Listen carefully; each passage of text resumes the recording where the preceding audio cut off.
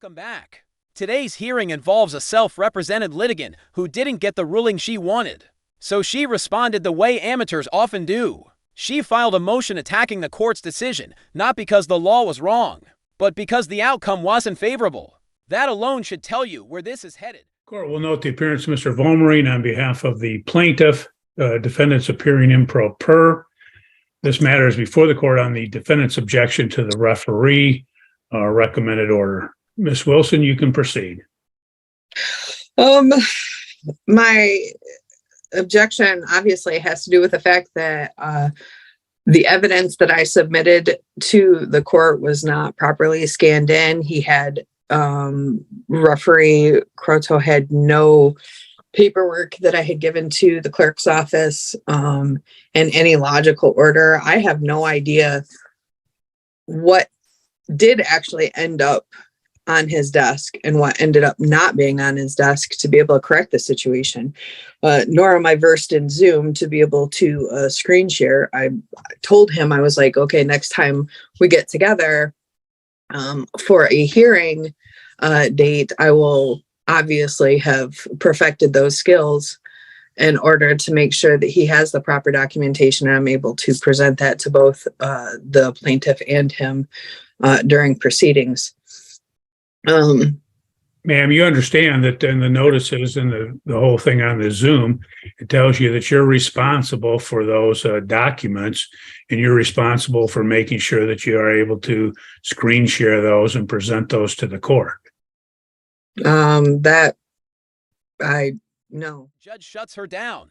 The explanation is simple and unavoidable. Evidence does not magically appear in the record. If you choose to represent yourself, it is your job to make sure your materials reach the court and the opposing party. If you cannot manage electronic filing or remote hearings, then you adapt. The system does not adapt to you. That wasn't ever on my screen. That warning was never on my screen. Okay, well, it's your responsibility as a party. It's no different than Mr. Vollmerine. If he wanted to present something and he couldn't do it at the hearing, it's nobody's responsibility but his. So in your case, it's your responsibility to make sure that those are able to be shared and presented to the court. Okay. Yeah, that was not on the screen that I saw at all. And in addition to that, like this documentation was not properly scanned in by the clerk's office anyway. So he had no way of even knowing what I was presenting. Either way. Again, it's your responsibility. So. Okay, so when I hand in the paperwork to the court for evidence, for submission of evidence, and he does not receive that documentation after it's out of my hands, there's nothing I can do about that particular line of evidence submission. Court is not your assistant, your courier, or your technical support desk. Judges do not chase down exhibits on your behalf. If you failed to provide your evidence to the necessary parties, that failure belongs to you and no one else. Well, there's a lot of things you can do. You can, as you already acknowledged, you can do the screen share. You can present it. I don't know if this hearing was in person or not. I assume it wasn't. It was via Zoom. Sorry. Okay.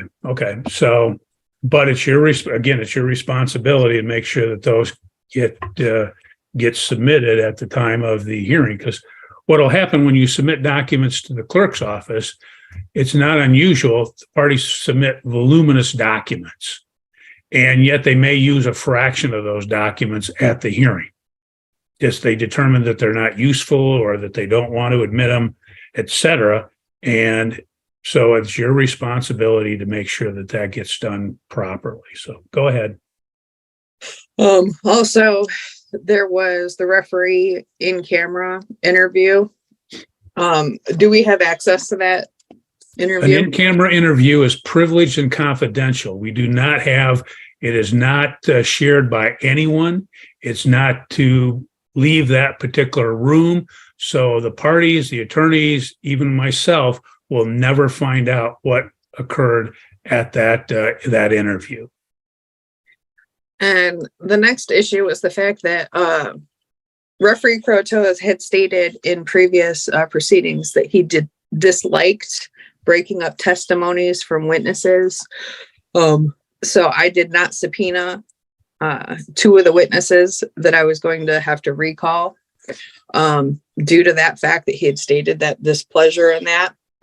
In the last day, it was forced closing. The closing statements was demanded, even though the paperwork was not correct. I told him that I would learn how to submit the paperwork via Zoom screen and everything, but there was no chance at all for me to counter an expert witness. I have no idea what he admitted to, not ever calling me back, never contacting me.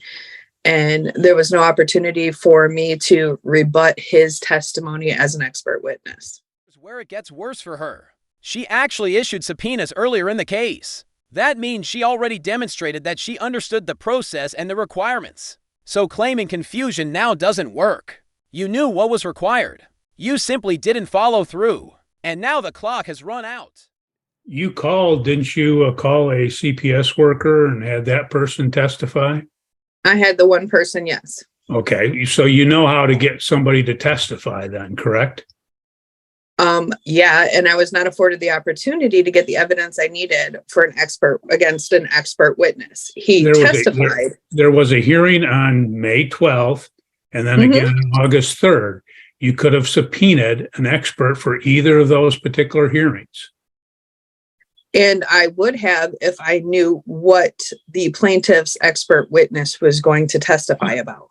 You can't just say, well, geez, they've presented their witnesses and now I think I need an expert. That's not how trials work, ma'am. You have to have your witnesses present and available for testimony. And I understand that. However, the simple fact is the expert witness that the plaintiff called would not contact me back. And I have no idea what he's going to witness against. So therefore I have no recourse as to this is the expert witness that I would call to counter his testimony. What she is really complaining about is that the other side didn't reveal their strategy ahead of time so she could prepare a better response. That is not how litigation works. You are not entitled to see the other party's playbook before the hearing starts. That would defeat the entire point of an adversarial process. The other party's experts are not required to contact you back. They're not required to have any communication with you. They're the other party's witnesses. They're the other party's expert, and they testify at trial. And you have to prepare your case, just as Mr. Vollmerine had to prepare his case, and present the case as best you can. You can't, if you wanted to have, let's say, information, or you wanted to have forewarning as to what the expert was going to testify, you could have had that expert take a deposition, and you could have went through all of that testimony at that time in preparation for your hearing. With the witness who does not get back to anyone, including the CPS witness. You subpoena the person, and they are required to show up for their deposition. Or if you subpoena them, they're required to show up for the hearing. So obviously you have a disadvantage a little bit because you're representing yourself, but that's the responsibility that you take on when you represent yourself and don't have an attorney. So that's unfortunate. Anything else? Yeah, the wording of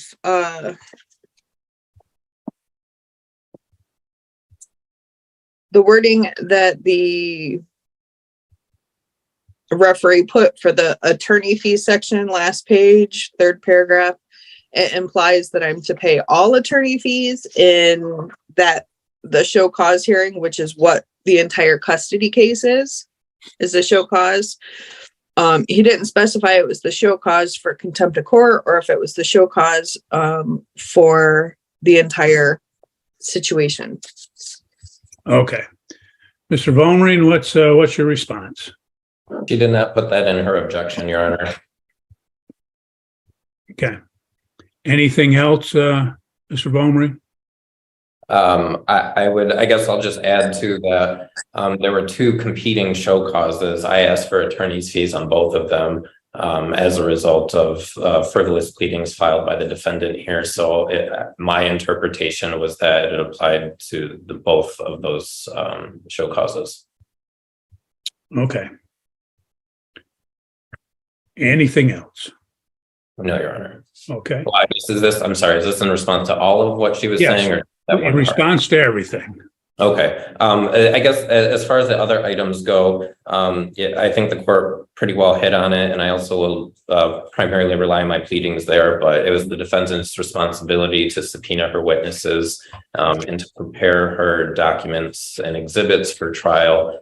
She has shown an ability to do so in the past, and just chose to not do so this time. And so I'd just like to reiterate, I'd like attorney's fees for having to appear for this motion as well. Okay, thank you. Anything else, Ms. Wilson? By this point, the outcome is inevitable. The motion has no legal foundation, no procedural support, and no credibility. The judge is not persuaded, and the request is denied exactly as it should be. Okay. Well, in this case, the court did have opportunity to review the ruling of the referee.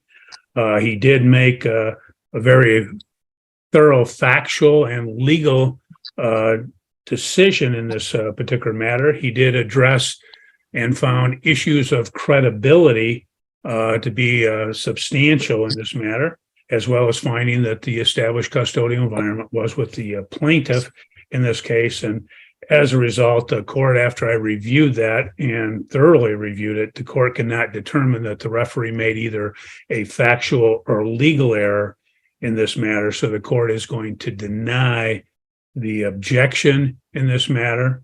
And that will conclude the case. And I do have something that's slightly off topic that has to do with paperwork and filing in your guys' office, if you wanted to hear about it. Before we wrap up, let this be a reminder. Courts run on rules, deadlines, and procedure. Representing yourself does not earn special treatment or lowered standards. If you cannot meet those requirements, the consequences fall on you. That's how the system maintains fairness. Thanks for watching Judge Talks. If you found this breakdown useful, make sure you stay connected for more courtroom analysis and real-world legal commentary.